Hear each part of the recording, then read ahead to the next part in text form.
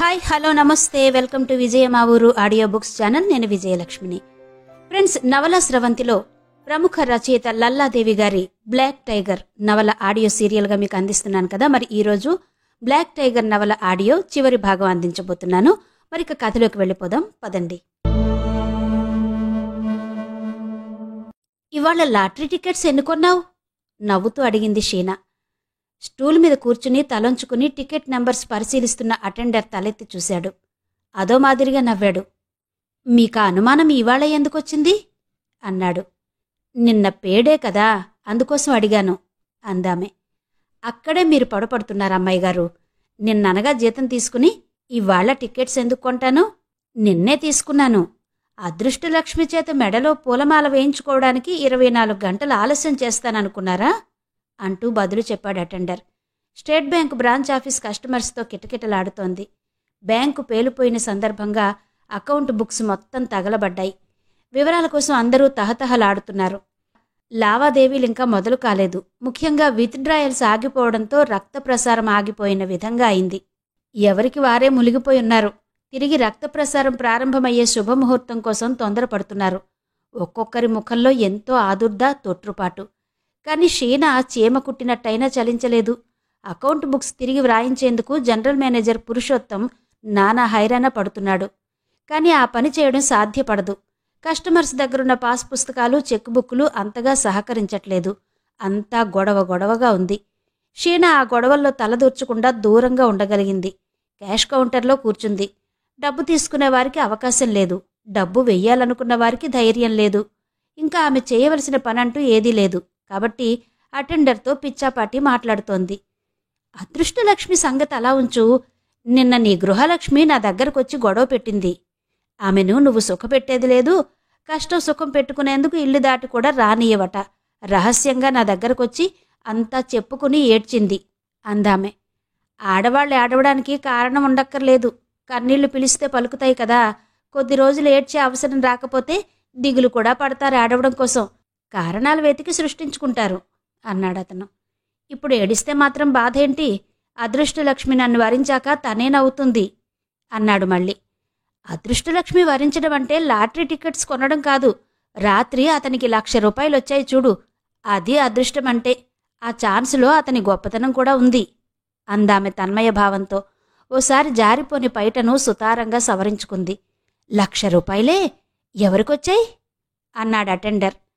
జయసింహ అని ఓ hero, He-Man గుండెల మధ్య వేలాడుతున్న లాకెట్ వంక ఆప్యాయంగా చూసుకుంది. ఓ, ఆ మహానుభావుడా? ఎందుకు చెప్తారు?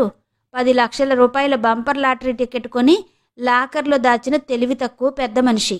ప్రైజ్ చేజారిపోయిందని గొడవ పెడుతున్నాడు. 10 లక్షల రూపాయల ప్రైజ్ వచ్చిన టిక్కెట్ పోగొట్టుకునే దురదృష్టవంతులు ఎవరైనా ఉంటారా? అంత అమాయక ప్రాణికి 1,00,000 రూపాయలు ఎలా వచ్చాయి? మరో టిక్కెట్కి ప్రైజ్ వచ్చిందా? ఈసడింపుగా అతడన్న మాటలు ఆమెకు కోపం తెప్పించాయి. కేవలం లాటరీలో రాబోయే అదృష్టాన్ని నమ్ముకునేవాళ్లు కొందరుంటారు, నీలాంటి వాళ్లు. లాటరీ రాకపోతే నీలాంటి వాళ్లు సాధించగల మరో ఘనకార్యం అంటూ ఏదీ ఉండదు. కానీ అతడు ప్రతిభాశాలి. ఒక దశలో లాటరీ మీద ఆధారపడినా అవకాశం వచ్చినప్పుడు ప్రతిభని నిరూపించుకోగలడు అంది షీనా. ప్రతిభతో 1,00,000 రూపాయలు సంపాదించాడా? ఎలా? ముఖం ప్రశ్నార్థకంగా మార్చి కళ్ళు పెద్దవి చేసి అడిగాడు అటెండర్. ఆమె గత రాత్రి సవాయి బార్లో నిర్వహించబడిన సాహసోపేతమైన పోటీ గురించి చెప్పింది. ఆ పోటీలో జయసింహ సాధించిన ప్రతిష్టాత్మకమైన విజయం గురించి వర్ణించింది. ఆమె మాటలు ముగియకముందే కౌంటర్ దగ్గర అడుగుల చప్పుడు విని తలెత్తింది. ఓ, జయసింహ గారా? కంగ్రాచ్యులేషన్స్. రాత్రి బహుమానం మీరే సంపాదించారట కదా. వెరీ గ్రేట్ అంది. మీరు మళ్ళీ కనిపించనేలేదు. ఎందుకని? ఎటుపోయారు అన్నాడు జయసింహ. సినిమా చూసి తిరిగి రావాలనుకున్నాను. థియేటర్లో ఓ ఫ్రెండ్ కనిపిస్తే అంతటితో సరిపోయింది. తిరిగి రావాలని ఎంత అనుకున్నా రాలేకపోయాను అంది షీనా. ఆ కలిసింది బాయ్ ఫ్రెండా, గర్ల్ ఫ్రెండా అని ప్రశ్నించుకున్నాడు జయసింహ. బాయ్ ఫ్రెండే అయ్యుండాలి అని తీర్మానించుకున్నాడు అటెండర్. ఎవరూ బయటపడలేదు. మీరు నాకు సాయం చెయ్యాలి అన్నాడు జయసింహ. With pleasure. ఏంటో చెప్పండి అంది షీనా. 1,00,000 రూపాయల డ్రాఫ్ట్ తీసుకోవాలి. ఏ ఊరికి పంపాలి? బొంబాయికి. అయితే బాధలేదు. ఏ బ్రాంచ్కి అడిగింది షీనా. సిటీలో ఏ బ్రాంచ్ అయినా పర్వాలేదు. విక్టోరియా టెర్మినస్కి దగ్గరలో ఉండేలా చూడండి. సాధ్యమవుతుందంటారా? Why not? Terminus, Dadar, Woodlands, Gateway అన్ని ప్రాంతాల్లోనూ మా శాఖలున్నాయి. మీరు అడిగిన చోటున ఉన్న బ్రాంచ్ కోడ్ నెంబర్ ఎంతో తెలుసుకుంటే పని చాలా తేలిక. ఆ నెంబరుందా? అడిగింది. ఎలా తెలుస్తుంది? అన్నాడు జయసింహ. అక్కడున్న మీ వాళ్లు తెలుసుకుని మాకు వ్రాయొచ్చు, చెప్పింది షీనా. అదిప్పుడు సాధ్యం కాదు, అంత సమయం లేదు అన్నాడు జయసింహ. అయితే మా బియ్యంను అడగాలి అంటూ సీట్లో నుంచి లేచి కౌంటర్కి తాళాలు బిగించి ఒయ్యారంగా నడుచుకుంటూ వెళ్ళిపోయిందామె. ఈలోగా అటెండర్ రెప్పవేయకుండా జయసింహనే చూస్తున్నాడు. ఒక్క రాత్రిలో 1,00,000 రూపాయలు సంపాదించిన అదృష్టవంతుడు కదా. జయసింహ అతని వంక చూసినప్పుడల్లా రవ్వంత దురాశ, వెకిలితనం కలిగిన చిరునవ్వులు నవ్వుతున్నాడు. 5 నిమిషాల అనంతరం ఆమె తిరిగొచ్చింది. మీరు నిరభ్యంతరంగా డ్రాఫ్ట్ తీసుకోవచ్చు అందామె తిరిగి తన స్థానంలో కూర్చుంటూ. జయసింహ చెక్ అందించాడు. సరిగ్గా 20 నిమిషాలకు అది డ్రాఫ్ట్గా మారి వచ్చింది. అది తీసుకొస్తూ అటెండర్ మరొక వార్త కూడా తెచ్చాడు. ఫీల్డ్ ఆఫీసర్కి కడుపు నొప్పట, అడగకుండానే చెప్పాడు. ఆ సంగతి డాక్టర్కు చెప్పాలి, నాతో చెప్పి ఏంటి ప్రయోజనం అంటూ రాగం తీసింది షీనా. డాక్టర్కు చెప్పుకునేందుకే అర్జెంటుగా పోతున్నారు. ఇవాళ ఆయన కస్టోడియన్ తాళాలు మీకిచ్చి వెళ్ళిపోతారనుకుంటాను. సంతకం పెట్టాలట అన్నాడు అటెండర్. పెద్దయ్యగారు రమ్మంటున్నారు అంటూ చల్లగా వార్త అందించాడు. కస్టోడియన్గా ఇన్ఛార్జి తీసుకోవడం అనే మాట వినగానే షీనా ముఖం అదోలా అయిపోయింది. జయసింహ ఎన్నడూ ఊహించలేదు, ఎన్నడూ చూడలేదు, అంత గంభీరంగా అయిపోయిందామె. బ్రాంచ్ మేనేజర్ పురుషోత్తం దగ్గరకు పోతున్న ఆమెను అనుసరించాడు. బియ్యం గది వెలుపలే ఆమెకెదురయ్యాడు. ఫీల్డ్ ఆఫీసర్ అనుకోకుండానే సిక్కయ్యారు, మీరు తాళాలు తీసుకోవాలి, అర్జెంట్ అన్నాడాయన. నేనా? నో సార్, మరెవరికైనా ఇవ్వండి అంది షీనా. దొంగ దొంగ, ఇతన్ని పట్టుకోండి. నువ్వే పట్టుకున్నావు కదా, నేం చేశాడో చెప్పు. రాత్రి అయ్యగారింట్లో దొంగతనానికి వచ్చాడు. గుడ్డివాడివి కదా, ఎలా గుర్తించావు? రాత్రి కూడా ఇలాగే పట్టుకున్నాను. ఆ ఇంట్లో దొంగతనం ఏదైనా జరిగిందా? ఏమీ జరగలేదు. ఇప్పుడేమైనా చేశాడా? చెయ్యలేదు. మరెందుకరిచావు? ఈ ప్రశ్నకి గుడ్డివాడు సమాధానం చెప్పలేకపోయాడు. ఇంకతన్ని వదిలేసి జయసింహని ప్రశ్నించడం ప్రారంభించారు. రాత్రి ఆ ఇంటికి నువ్వు వెళ్ళావా? వెళ్ళాను. అప్పుడు ఎన్ని గంటలయింది? 11:30. ఆ వేళప్పుడెందుకు వెళ్ళావు? నా వ్యక్తిగత కారణం నీకు చెప్పను. అయితే స్టేషన్కు పద. జయసింహ అతనితో పాటు కంట్రోల్ రూమ్కెళ్లాడు. నేరుగా ఏఎస్పీ విక్రమ్ దగ్గరకు తీసుకుపోయారు. హలో, ఎంతవరకు వచ్చాయి మీ ప్రయత్నాలు? ఇంకా పూర్తి కాలేదు, సగం దారిలో ఉన్నాను అన్నాడు జయసింహ. ఇప్పుడేమైంది? కానిస్టేబుల్ వంక చూశాడు విక్రమ్. అతడు బొమ్మలా అయిపోయి మళ్లీ సెల్యూట్ కొట్టాడు. జరిగిన సంగతంతా వివరించాడు. శ్రద్ధగా విని 1/2 నిమిషం ఆలోచించి విరగబడి నవ్వాడు పోలీస్ ఆఫీసర్. చాలా మంచి దొంగను పట్టావు. గుడ్డివాడు కంప్లైంట్ ఇచ్చాడా? ఇవ్వలేదు సార్, దొంగ దొంగ అని అరిచాడంతే. ఎన్నిసార్లు అరిచాడు? 5-6 సార్లు అరిచాడు సార్. అరిచిన తర్వాత నువ్వెంతసేపటికి పోయావు? 2 నిమిషాలు పట్టింది. ఓహో, 2 మినిట్స్లో నువ్వు ఎంత దూరం పరిగెత్తగలవు? కానిస్టేబుల్ బాగా ఆలోచించాడు, గుణించుకున్నాడు. 200 మీటర్లు చెప్పాడు. నీకన్నా యువకుడు కదా, ఇతనెంత దూరం పరిగెత్తగలడు? 300 మీటర్లు. మరి అంతసేపు నువ్వొచ్చిందాకా అక్కడే ఎందుకున్నాడనుకున్నావు? పీసీ ఈ ప్రశ్న విని వెర్రిచూపులు చూడ్డం ప్రారంభించాడు. 2 సార్లు గుడ్డివాడి చేతిలో చిక్కినవాడు దొంగ అవుతాడని ఎందుకనుకున్నావు? సహాయం కోసం అరిచిన తర్వాత 300 మీటర్లు పరిగెత్తగలిగి ఉండి అడుగైనా కదపలేదంటే దాని అర్థం ఏంటనుకున్నావు? అన్నాడు ఏఎస్పీ. ఏదో ఒక కేసు తీసుకురావడం ముఖ్యం కాదు, ఆలోచించాలయ్యా. ఇంకెప్పుడు ఇలా టైం వృధా చేసుకోకూడదు అని కూడా చెప్పాడు. పీసీ సెల్యూట్ కొట్టి వెళ్ళిపోయాడు. మీ ప్రయత్నాలు ఎంతవరకు వచ్చాయి? మళ్ళీ అడిగాడు ఏఎస్పీ. ఆ విషయం తెలుసుకుందామనే గుడ్డివాడిని అడిగాను. అతను టికెట్ కొనలేదు, ధర్మాజీరావు కొన్నట్టు చెప్పాడు అన్నాడు జయసింహ. అయితే ఆలోచించవలసిందే అన్నాడు ఏఎస్పీ. ఇక ఎక్కువ సమయం ఇవ్వను, తేల్చేస్తాను అన్నాడు జయసింహ. అవసరమైతే మా సహాయం మీకుంటుంది చెప్పాడు ఏఎస్పీ. Thank you sir. ధర్మాజీరావు ఓ గుడ్డివాడి కోసం లాటరీ టికెట్ కొనడం, దానికే ప్రైజ్ రావడం, ఇదంతా ఎందుకో నమ్మబుద్ధి కావడం లేదు సార్. ఏదో కుంభకోణం ఉండి తీరుతుంది అన్నాడు జయసింహ.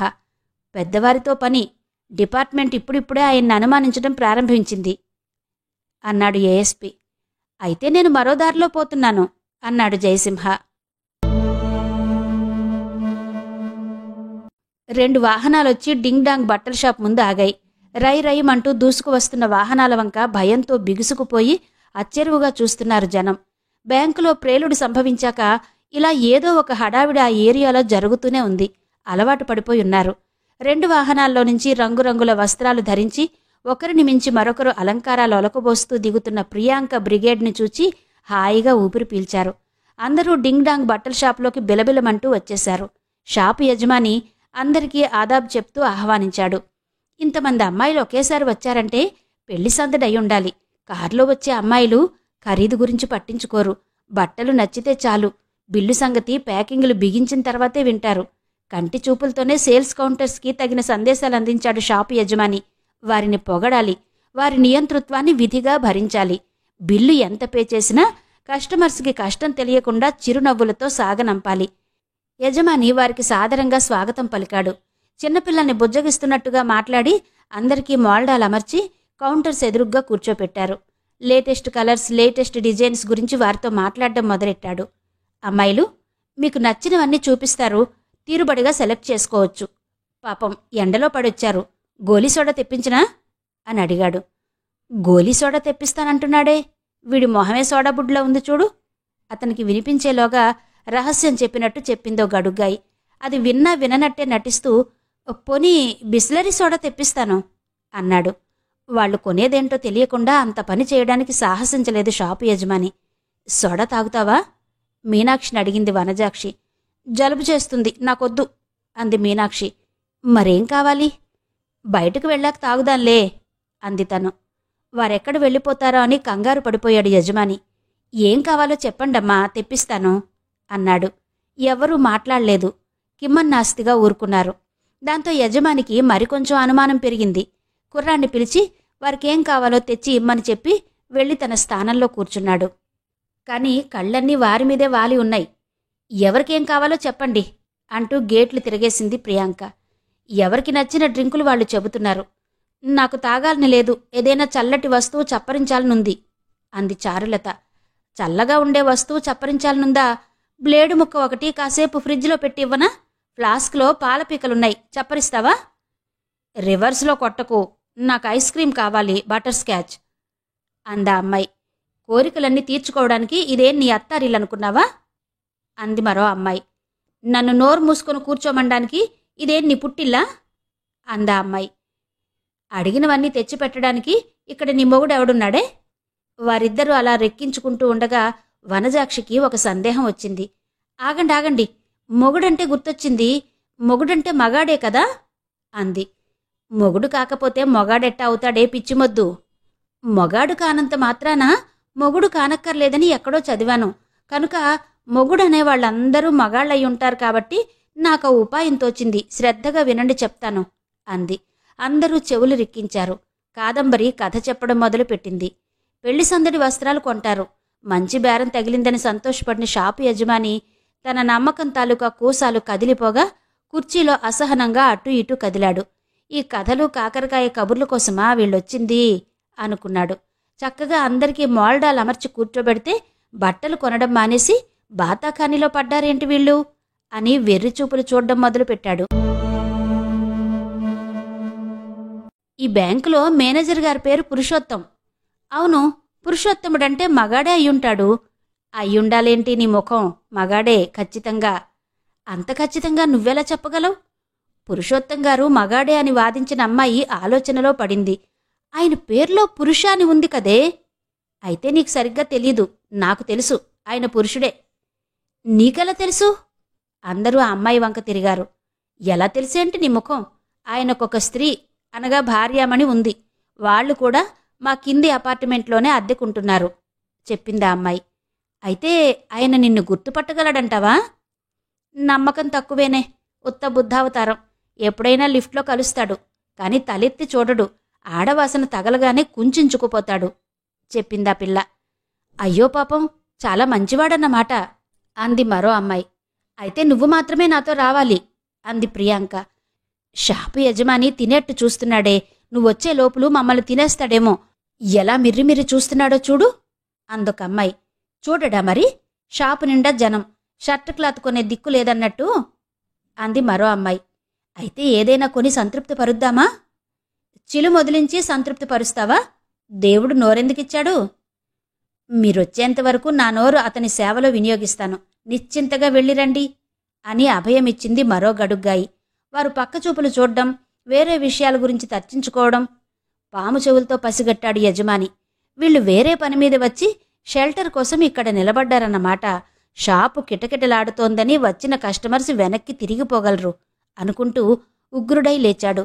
వాళ్లని బయటకు సాగనంపితే కస్టమర్స్ కూర్చోడానికి కుర్చీలన్నా ఖాళీ అవుతాయి. అమ్మా, మీరేం పని మీదొచ్చారు? అడిగాడు. బట్టల షాపుకి ఎందుకొస్తారు బాబాయ్ గారు? అందొక అమ్మాయి. మీకే రకం బట్టలు కావాలమ్మా? చాలా కావాలి, మా వాళ్ళు బ్యాంకులోకి వెళ్ళి వచ్చాక. పర్వాలేదు, ఈలోగా మీరు సెలెక్ట్ చెయ్యండి, బిల్ చేసి రెడీగా ఉంచుదాం అన్నాడు యజమాని.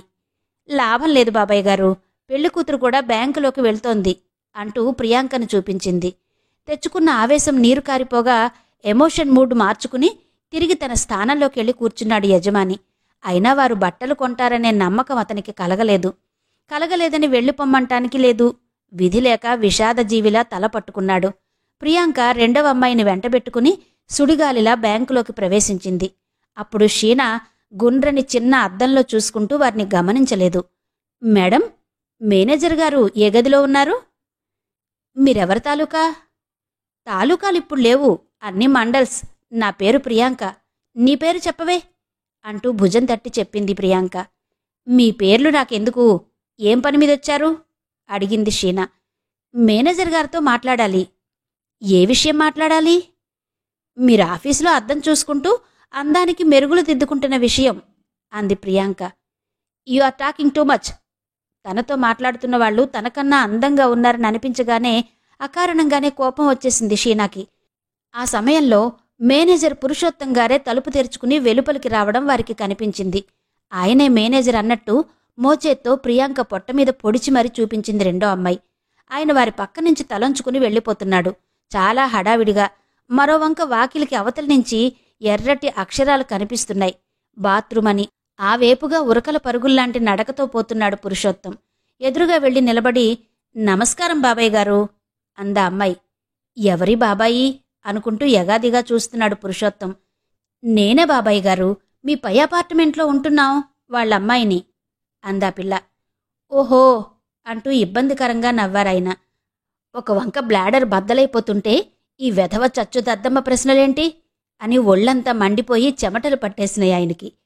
బాగున్నాను కాబట్టే బ్యాంకులో పనిచేస్తున్నాను కాబట్టే బాగున్నాను, బాగుండక చస్తానా? ఇంతకీ అమ్మా, నాతో మీకేంటి పని అన్నాడు కోటు బొత్తాపులు సవరించుకుంటున్నట్టుగా పొట్ట నిమురుకుంటూ. ఒక్కసారి గదిలోకొస్తారా అని అడిగిందామె. కడుపులో ఉన్న బాధకో ఆమె అన్న మాటలకో గాని తబ్బిబ్బైపోయాడతను. నేనిప్పుడు రాను, మీరెళ్ళి కూర్చోండి, నేనొస్తాను అన్నాడు బాత్రూం వైపు చూస్తూ. దారికి అడ్డుగా నిలబడింది ఆ అమ్మాయి.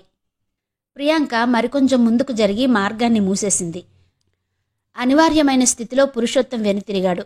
ఇబ్బంది పడుతూ నడిచి వచ్చి తన సీట్లో కూర్చున్నాడు. చెప్పండి, మీరే విషయం అడగాలనొచ్చారు అన్నాడు. నిన్నటి రోజున మిమ్మల్ని కలవాలనుకున్నాం అంది ప్రియాంక. ఈరోజు కలిసినందువల్ల వచ్చిన ప్రమాదం ఏం లేదు, చెప్పండి ఏంటి విషయం అన్నాడు పురుషోత్తం. జయసింహ మీకు తెలుసు కదా? ఆ పేరు ఎప్పుడో ఎక్కడో విన్నాను, ఇప్పుడు గుర్తుకు రావడం లేదు అన్నాడు. నిన్న కూడా వచ్చారు కదండి, 1,00,000 రూపాయలకు డీడీ తీశారు అందామె. ఓహో అతనా, చాలా చిత్రమైన కుర్రాడు. 1,00,000 రూపాయలు డీడీ తీసిన మాట యథార్థమే, కానీ 10 లక్షల రూపాయల లాటరీ టికెట్ కొని దానికోసమే లాకర్ తీసి దానిలో ఉంచానంటాడు. లాటరీ టికెట్ కొన్నంత మాత్రం చేత దానికే ప్రైజ్ వస్తుందని ముందుగా ఎవరికైనా తెలుస్తుందా చెప్పండి?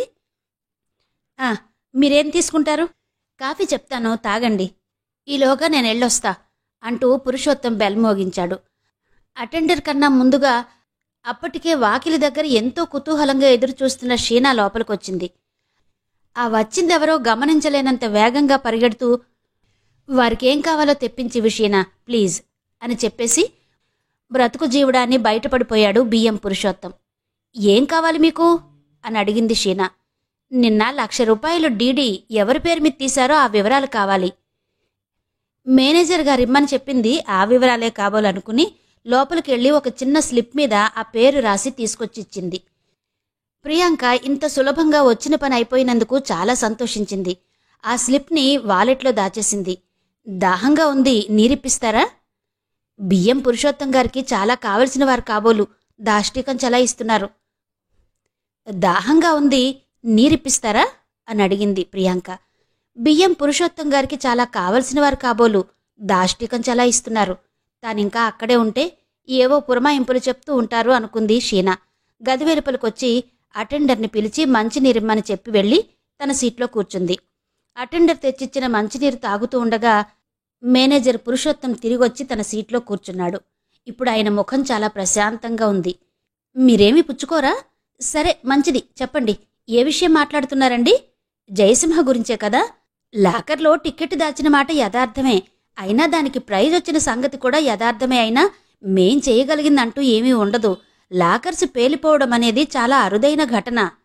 లాకర్స్లో దాచుకున్న దానికి నష్టపరిహారం ఇవ్వగలం, కానీ అది నామమాత్రపు నష్టపరిహారం. వారి పేరు చెప్పిన ప్రతి వస్తువుకి పూర్తి నష్టపరిహారం మేం చెల్లించలేం.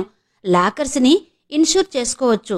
పైకి రాశాం, ఏమని సమాధానం వస్తుందో ఆ ప్రకారం చేయగలమే గాని ఇందులో నేను స్వతంత్రించి నిర్ణయించేదేమీ ఉండదు అంటూ కొన్ని రోజులుగా వచ్చిన వారందరికీ వివరిస్తున్న పాఠాన్ని తిరిగి వినిపించారు పురుషోత్తం.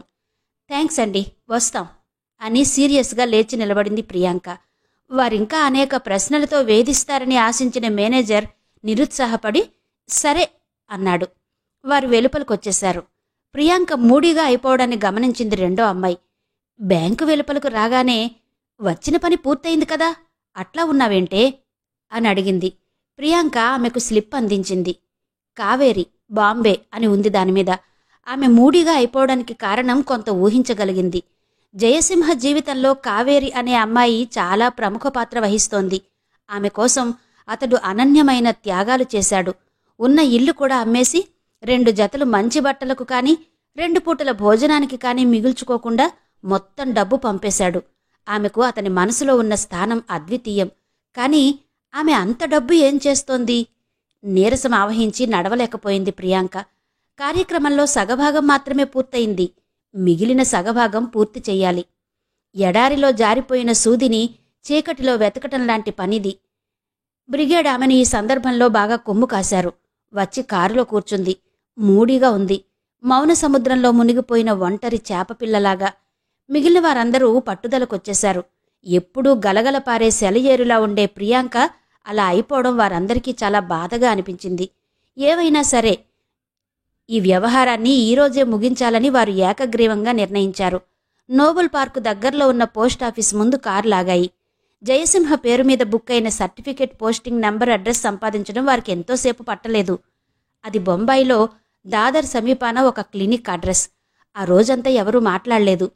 ప్రియాంక అంత నిశ్శబ్ద సముద్రం అయిపోయిందంటే బహుశా ఆమె జయసింహను ప్రేమించింది. అతడు కావేరి అనే అమ్మాయి కోసం ప్రాణాలకు తెగించి అద్భుత త్యాగాలు చేయడం ఆమెకు పిడుగుపాటు లాంటి వార్తగా వినిపించడం సహజమే. చాలా సీరియస్ అయిపోయారు బ్రిగేడ్. మర్నాడు ఉదయం 6 గంటలకు బొంబాయి వెళ్లే కారు వెళ్లి బెంగళూరు నుంచి వచ్చి ల్యాండ్ అయింది. దానిలో ప్రియాంకతో పాటు మరో 2 బ్రిగేడ్ అమ్మాయిలు ఎక్కి కూర్చున్నారు. దారి పొడవునా ప్రియాంక అసలు మాట్లాడలేదు. కావేరి పేరు వినగానే ఆమె ఎంత గాయపడిందో వారికి అర్థమైంది. పెదవి కదిపితే దుఃఖ సముద్రం కట్టలు దాటి వస్తుందేమో అన్నంత గంభీరంగా కూర్చుంది. పలకరించేందుకు కూడా వారు భయపడ్డారు. పల్లీలు తిని పార్కులో పంపు కింద నీళ్లు తాగి సిమెంట్ బెంచీల మీద పడుకుంటూ కార్పొరేషన్ ఏనుగుల్లాంటి దోమల బాధకి ఒళ్లంతా కదుములు కట్టిపోయిన జయసింహ అడ్రస్ లేని జనాభాలోకే వస్తాడు. అతన్ని నమ్మి ప్రేమించడం అనేది సరైన పని అని స్నేహితులు నమ్మలేకపోతున్నారు. ప్రేమ గుడ్డిది. అది పరిస్థితుల్ని ఆలోచించదు. అన్నీ ఆలోచించి ఇష్టపడితే అది ప్రేమ కాదు, కేవలం వ్యాపారం. అతని జీవితమేంటో తెలీదు. అతని వెనక పరిస్థితులేంటో తెలియవు. అంధకారంలో తిరుగుతున్న కాంతి చక్రం జయసింహ. అలాంటి మనిషి మీద అంత గాఢమైన అనురాగాన్ని పెంచుకోవడం కేవలం మనసు చేసే మాయ. మనసు ఎల్లప్పుడూ సుఖ సంతోషాలనే కోరదు. ఒక్కొక్కప్పుడు దుఃఖాన్ని కూడా కోరుకుంటుంది. దుఃఖాలు నీరసించదగినవి కావు, అవి కూడా అనుభవాలే. కాని వైఫల్యాల్ని మాత్రం మనసు భరించలేదు. నవ్వుతూ నవ్విస్తూ కవ్విస్తూ హాయిగా సాగిపోయే వడ్డించిన విస్తర్లాంటి జీవితాన్ని హఠాత్తుగా అంతు తెలియని అగాధం వైపు డ్రైవ్ చేస్తోంది ప్రియాంక. అది ఆమె అహంకారం కాదు, బలహీనత కాదు, ఆమె మనసుకు కూడా అర్థం కాని అంతు తెలియని అగాధం. దాని పేరు ప్రేమ. అందమైన అగాధం. దానిలో పడిపోయింది ప్రియాంక. సురక్షితం, ఉల్లాసభరితమైన జీవితాన్ని అగాధంలోకి, అరక్షితమైన మార్గంలోకి, దుఃఖభావనమైన పరిస్థితుల్లోకి నెట్టివేసుకుంది. అది మనసు కల్పించే మాయ. జన్మ జన్మల్లో జీవులు సాధించుకున్న కర్మబంధాలే ఈ జన్మలో జీవులకు జన్మబంధాలవుతాయి. జీవితం ఎక్కడ ఏ మలుపు తిరుగుతుందో, దానికి కారణమేంటో, ప్రేరణ ఏంటో అనుభవించాల్సిన మనుషులకు వాటి అర్థాలు మాత్రం తెలియవు. మీనంబాకం ఎయిర్పోర్ట్ నుంచి వారు దాదర్లో ఉన్న హాస్పిటల్కి వెళ్లలేదు. సీగ్రీన్ హోటల్కి వెళ్లి ఒక సూట్లో చేరారు. దుర్భరమైన చూపులతో కాసేపు గది 4 వంకలా చూసి రెప్పలు వాల్చుకుంది ప్రియాంక. ఆమె మేలుకుని ఉందో నిద్రపోయిందో తెలీదు. వారు వెలుపలకొచ్చి తలుపులు దగ్గరగా మూశారు. ఫ్లోర్ బాయ్కి కొన్ని జాగ్రత్తలు చెప్పి లిఫ్ట్లో కిందకి దిగొచ్చారు. దాదర్లో అది ఒక మాదిరి పేరున్న హాస్పిటల్. చాలా గొంతులు సందులు తిరిగాక వారు దాన్ని గుర్తించగలిగారు.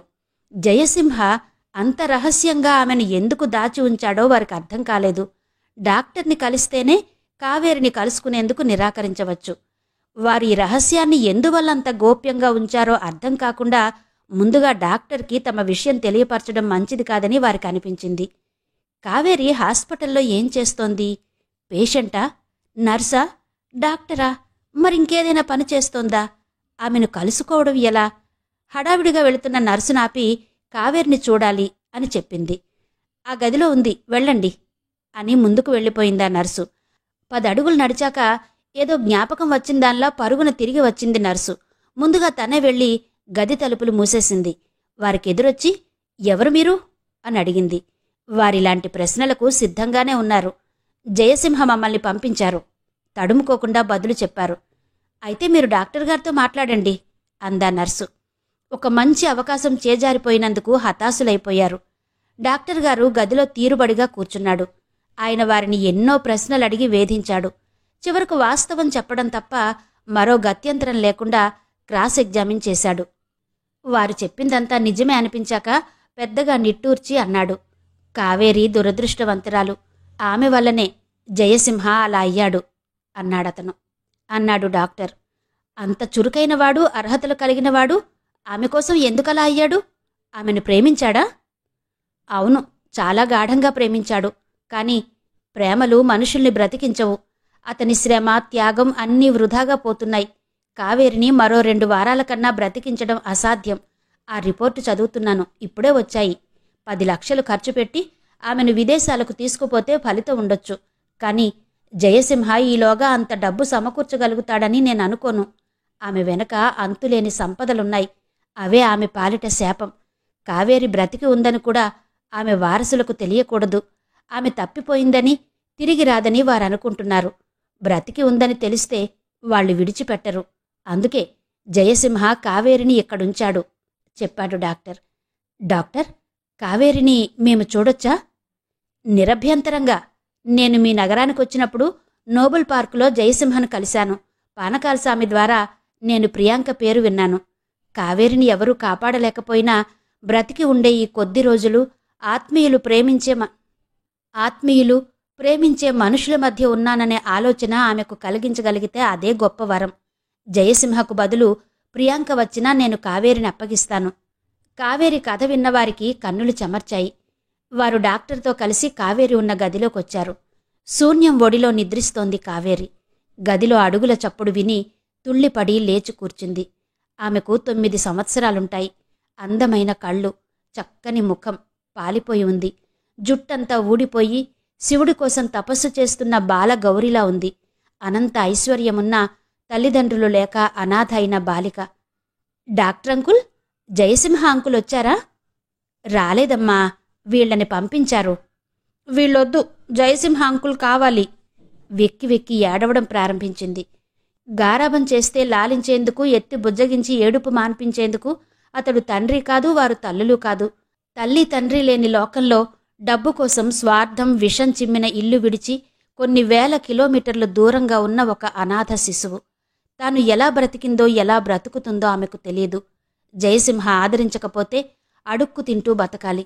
అయినవారి కంటపడితే చరిత్రహీనంగా రాలిన మొగ్గలా ప్రాణం విడిచిపెట్టాలి. తల్లి తండ్రి బ్రతికి ఉంటే బంగారు తూగుటుయ్యాల మీద రాజభోగాలు అనుభవిస్తూ ఉండేది. ఇవేవీ ఆమెకు తెలియవు. ఆమె ఊహలకు రావు. ప్రేమగా పలకరించేవారు కావాలి. అందుకే జయసింహను అడగడం తప్ప మరేమీ చేతగాదు. హాస్పిటల్ నుంచి బయటపడాలి అని ఉంటుంది. ఒకవేళ హాస్పిటల్ నుంచి బయటకు రావడం జరిగితే నేరుగా వెళ్లేది 4 అడుగుల నేలని ఆశించి మాత్రమే. విధి కొన్ని జీవితాలను క్రూరంగా వేటాడుతుంది. వీరిద్దరికీ కన్నులు చెమరించాయి. ఇదంతా విని తట్టుకోలేకపోయారు. గుండెలు బరువెక్కాయి. ఇంకక్కడ ఉండలేక గ్రీన్ హోటల్కు పరిగెత్తారు. అదంతా విని నింగికి తాకే కరుణా తరంగమై లేచింది ప్రియాంక. ఎంత అమాయకుడు జయసింహ! తనతో ఒక్క మాట చెబితే ఈ సమయానికే ఆమెను అమెరికాలో ఉంచి వైద్య చికిత్స జరుగుతూ ఉండేది. కాలయాపన చేశాడు. తక్షణమే వారు బయలుదేరి నగరానికొచ్చేశారు. నోబెల్ పార్కులో సిమెంట్ బెంచి మీద పడుకుని చుక్కలు లెక్కిస్తున్నాడు జయసింహ. కార్పొరేషన్ ఏనుగుల్లాంటి దోమలు ప్రాణాలను పీల్చుతున్నాయి. కాని అతని ఆలోచనలు మాత్రం రేసు గుర్రాల్లా పరుగులు పెడుతున్నాయి.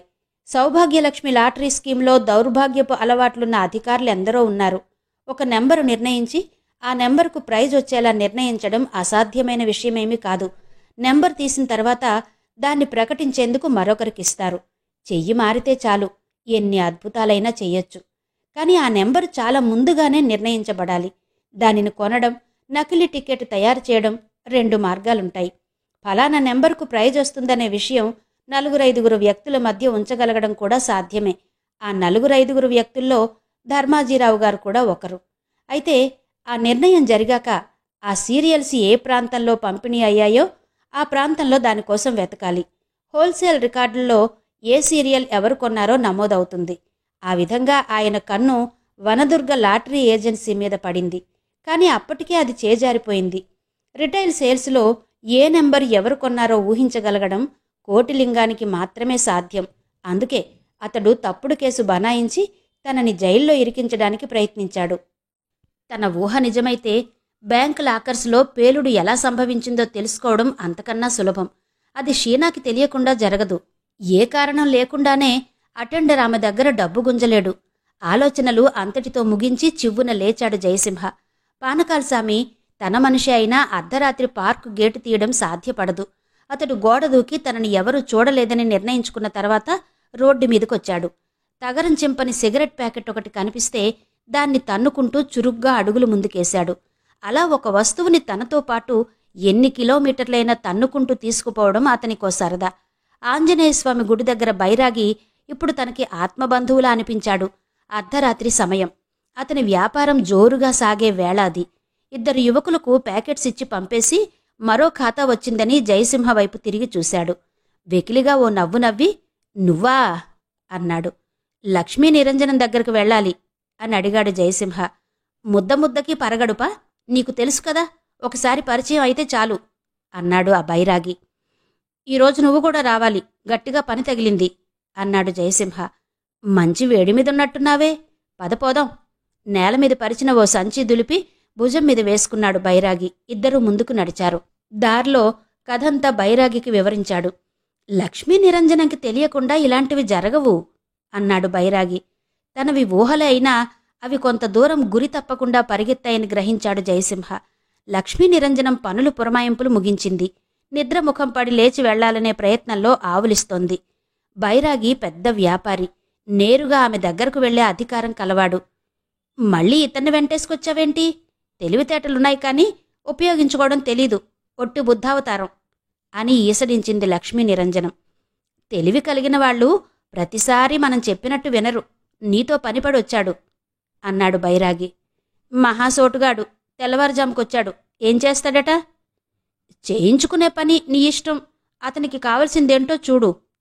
ఏం కావాలట? కోటిలింగాన్ని అర్జెంటుగా పిలిపించు. 24 గంటలు నీ అధీనంలో ఉంటా. నువ్వు చెప్పిన పనులన్నీ చేస్తా, ఎంత ప్రమాదమైనా సరే. ఈ మాటలు విని లక్ష్మీ నిరంజనానికి ఒళ్ళు పులిశాయి. జయసింహ లాంటి చురుకైన యువకుడు 24 గంటలు తన చేతిలో ఉంటే చేయగలిగిందేంటో ఆమెకు బాగా తెలుసు. కోటిలింగం ఉండే చోటు వివరాలు చెప్పిందామె. ఆ చోటు గురించి తెలియగానే అక్కడ జరిగిందేంటో ఊహించాడు జయసింహ. సౌదామిని ప్రింటింగ్ ప్రెస్కు వెళ్లేందుకు సన్యాసి తోడుగా వచ్చాడు. దారిలో పబ్లిక్ టెలిఫోన్ నుంచి ఒక 00కి రింగ్ చేశాడు. ఏఎస్పీ విక్రమ్ గారితో మాట్లాడాలి అర్జెంటుగా అన్నాడు జయసింహ. ఇప్పుడు ఆయన ఇక్కడ ఉండరు, మీరెవరు అన్నారు అవతల నుంచి. నేనెవరనేది ముఖ్యం కాదు, ఆయనకు తప్ప నా పేరు మరెవరికీ చెప్పను. ఇన్ఫార్మరా? ప్రస్తుతం నేను చేస్తున్న పని అదే, నా అవసరం. ఎక్కడ్నుంచి? ఏం జరుగుతోందక్కడ? ప్రెస్ మీద రైడ్ చేయాలి, వివరాలు అందించాడు జయసింహ. బైరాగితో కలిసి ప్రెస్లోకి ప్రవేశించాడు. కోటిలింగం ప్రెస్ తాలూకా ఆఫీస్ రూంలో లాటరీ టిక్కెట్లు లెక్క పెడుతున్నాడు. జయసింహను చూడగానే అతని ముఖం వివర్ణమైంది. ఆ సమయంలో అతను అక్కడ కనిపించాడంటే ఏదో అనుకోనిది జరుగుతోందన్నమాట. కోటిలింగం పారిపోవాలని ప్రయత్నించాడు. ఇంతకాలం నుంచి తాను అనుభవించిన మనోవేదనంతా ప్రతీకారంగా మారి జయసింహ చేతులకి బలాన్నిచ్చింది. ఏం చేస్తున్నాడో తెలియనంత వేగంగా అతని మెడ మీద కొట్టాడు జయసింహ. ఒక్క దెబ్బకే అతడు బోర్లా పడి మట్టి కరిచాడు. అతనికి మద్దతుగా మరికొందరొచ్చారు. జయసింహ వారితో తలపడ్డాడు. ఒక్కొక్కరు దెబ్బలు తిని గోడ దూకి పారిపోతున్నారు. బైరాగికి అతని టెలిఫోన్ ఆంతర్యం అప్పుడర్థమైంది. మెల్లగా అక్కడ్నుంచి జారుకోవాలి. ఇలాంటి ఎన్నో ప్రమాదాల నుంచి అతడు క్షేమంగా బయటపడ్డాడు. భార్యాపిల్లలు, ఇల్లు అంటే ఏంటో తెలియని బైరాగి ఏ వేళప్పుడు ఎక్కడున్నా ఎవరూ పట్టించుకోరు. ఆ అవకాశాన్ని ఇతడు ఇంతకాలం బాగా ఉపయోగించుకున్నాడు. ఈసారి ఆ ప్రయత్నం సాగలేదు. అతడు తన గోనె నుంచి దానిలో ఉన్న గంజాయి, నల్లమందు పొట్లాల్లో లాటరీ మీద నడుస్తున్న నకిలీ లాటరీ టికెట్స్ అతని స్వాధీనమయ్యాయి. ఆ ప్రెస్ యజమానిని గదిలోకి తీసుకుపోయి ప్రశ్నించారు. ఈ మొత్తం రాకెట్ నడపడానికి కీలకమైన వ్యక్తి ధర్మాజీరావు. ఆయన నల్లబజారు వ్యాపారాలెన్నిటికో వెనకనున్న వ్యక్తి. మాఫియా కార్యకలాపాలకు పితామహుల్లాంటి పెద్దలు వేరే ఉన్నారు. ఈ యంత్రాంగంలో కింది తరగతి కార్యకర్తలకే పై తరగతి నాయకులకు అనుసంధానం సాగించే ఒక కీలకమైన వ్యక్తి ఈయన. ఏఎస్పీ విక్రమ్ కోటిలింగాన్ని ప్రశ్నించాడు. నకిలీ టికెట్స్ వ్యాపారం 3 సంవత్సరాలుగా చేస్తున్నాను, చెప్పాడు కోటిలింగం. 5-6 వ్యక్తుల మధ్య డ్రాకి కొన్ని రోజుల ముందుగా ఏ నెంబర్కి ఫస్ట్ ప్రైజ్ రావాలో నిర్ణయం అవుతుంది. డ్రా తీసే ప్రముఖులు నెంబర్ స్వయంగా చదవరు, వారి సెక్రటరీ అనౌన్స్ చేస్తారు. అతడి చేతిలో ఉన్నది ఏ నెంబరైనా దాని వంక చూస్తూ ముందుగా అనుకున్న నెంబర్ అనౌన్స్ చేస్తాడు. ఈసారి సౌభాగ్యలక్ష్మి నెంబర్ మన నగరానికొచ్చింది. ఆ నెంబర్ మీద నకిలీ టికెట్స్ ముద్రణయ్యాయి. నేను కస్టమర్స్ని చాలా జాగ్రత్తగా జ్ఞాపకం పెట్టుకుంటాను. అసలు నెంబర్ క్లెయిమ్ కాకుండా ఉండడానికి చిత్ర విచిత్రమైన ప్రయోగాలు చేయాల్సి వస్తుంది. ఈ జయసింహ చాలా మొండివాడు. అతడు బ్యాంకు లాకర్లో టిక్కెట్ దాచిన సంగతి ముందుగా కనిపెట్టేశాం. ధర్మాజీరావు గారు దానికి దగ్గరగా ఉండే మరో నెంబర్ లాకర్ సంపాదించారు. లాకర్లో బాంబు ఏర్పాటు చేశారు. అందుకు అటెండర్ షీనా బ్యాంకు పని గంటలు ముగిశాక లాకర్ తెరిచే సౌకర్యం కల్పించారు. డబ్బుకి ఆశపడి వారా పనిచేశారు అంటూ జరిగిందంతా వివరించాడు కోటిలింగం. అప్పటికప్పుడు ధర్మాజీరావు ఇంటి మీద దాడి చేశాడు ఏఎస్పీ విక్రమ్. ఆయన దగ్గర సాక్ష్యాలేవీ లభించలేదు. తన తప్పులు ఒప్పుకుని లొంగిపోయాడు ధర్మాజీరావు. సో, అనుకున్నది సాధించావు. నువ్వు ఈ పని చేయగలుగుతావని ముందే ఊహించాను. సరైన సమయంలో మాకు సమాచారం అందించి చాలా మంచి పని చేశావు. నీలాంటి యువకులు మా డిపార్ట్మెంట్లో ఉండాలి అంటూ అభినందించాడు ఏఎస్పీ విక్రమ్. అటువంటి అవకాశం వస్తే నేను మీకు రుణపడి ఉంటాను అన్నాడు జయసింహ. నేను పైవారితో మాట్లాడతాను అన్నాడు ఏఎస్పీ. కానీ నా లాటరీ టికెట్? దీనంగా చూశాడు జయసింహ. బహుశా ఆ డబ్బుని అక్రమంగా డ్రా చేసిన వారి నుంచి మీకిప్పించే అవకాశాలు రావచ్చు. అవన్నీ కోర్టు నిర్ణయించాలి, చెప్పాడు ఏఎస్పీ. కోర్టు ద్వారా నిర్ణయం కావాలంటే నా ప్రయత్నాలన్నీ వృధా అవుతాయి. జయసింహ కన్నులు తడిశాయి. బాగా నిరుత్సాహపడిపోయాడు. అతని అవసరమేంటో చెప్పాడు. పట్టిన పట్టు విడిచిపెట్టడు. ఇలాంటి సెంటిమెంట్స్ మనుషులకెందుకుంటాయి? ఏఎస్పీ విక్రమ్ ఆలోచిస్తున్నాడు. మీ ప్రయత్నాలు వృధా కావు. మంచివాళ్లను, సదాశయాల్ని దేవుడే రక్షిస్తాడు అంటూ అప్పుడే వచ్చిన ప్రియాంక కావేరిని అతనికి అప్పగించింది. అర్ధరాత్రి మొదలైన నకిలీ లాటరీ టికెట్స్ ఆపరేషన్ పూర్తయ్యేసరికి తెల్లవారింది. కావేరి జయసింహని కౌగిలించుకుని బావురుమంది. ఆమె కథంతా విని కదిలిపోయాడు విక్రమ్. అతని పోలీసు గుండె ద్రవించింది. జయసింహ జీవిత సుఖాలన్నీ వదులుకుని ప్రాణాలకు తెగించి ఆమె కోసం పనిచేయడం అర్థవంతమే అనిపించింది. కాని అటువంటి వాళ్లు ఎందరుంటారు? ఉద్యోగ బాధ్యతగా అధికారులు ఆదుకుంటారు వారి దృష్టికొస్తే. కాని అంతవరకు వారు ప్రాణాలతో నిలిచి ఉండాలి కదా. స్వచ్ఛందంగా ఎవరో ముందుకు రావాలి. ఏమీ కాని వారి కోసం ప్రమాదాల మధ్య పరిగెట్టేందుకు ఎవరిష్టపడతారు? జయసింహని మరోమారు మనస్ఫూర్తిగా అభినందించాడు విక్రమ్. డాక్టర్స్ సాయంతో ఆమెను అమెరికా పంపడం అందరి తక్షణ కర్తవ్యం. ఏఎస్పీ విక్రమ్ తన శక్తంతా ఉపయోగించి ఆ పని చేయగలిగాడు. కావేరికి డాక్టర్స్ తోడుగా వెళ్లారు. సమస్య మొత్తం కోర్టు ముందుంచాడు విక్రమ్. నేరస్తులందరికీ శిక్షలు పడ్డాయి. తండ్రి గురించి ప్రియాంక బాధపడలేదు. ఎందుకంటే ఇప్పుడు ఆమె జీవితం వేరు. కొద్ది నెలల అనంతరం కోర్టు తీర్పు వెలువడింది. నేరస్తులను శిక్షించిన తర్వాత కావేరి భవిష్యత్తు ఇక ముందు ప్రమాదాల్లో పడకుండా చూడడం కూడా కోర్టు తన కర్తవ్యంగా భావించింది. సంపదలనేవి అందరూ కోరుకుంటారు, కానీ అవి ఒక్కొక్కప్పుడు పెద్ద శిక్ష. కావేరి కోలుకుంటున్నదని రిపోర్ట్స్ వచ్చాయి. కనుక ఆమె ఆరోగ్యవంతురాలయ్యి తిరిగి వచ్చిన తర్వాత మైనర్ తీరి పెళ్లయ్యేంత వరకు ఆమె ఆస్తిని, రక్షణ బాధ్యతని జయసింహ, ప్రియాంక దంపతులకు అప్పగించడమైంది. ఏఎస్పీ విక్రమ్ ఈ తీర్పుతో పూర్తి విజయం సాధించాడు. పోలీస్ ఆఫీసర్ ట్రైనింగ్ నుంచి తిరిగి వచ్చిన డీఎస్పీ జయసింహ దంపతుల్ని అతడు మనఃపూర్వకంగా ఆశీర్వదించాడు. అందుకే ప్రియాంక తండ్రిని మర్చిపోయింది. అదండి లల్లాదేవి గారి బ్లాక్ టైగర్ నవల. బ్లాక్ టైగర్ నవల ఇంతటితో అయిపోయింది. మరో చక్కటి నవలతో మళ్ళీ మీ ముందుంటాను. అంతవరకు సెలవు. నమస్తే.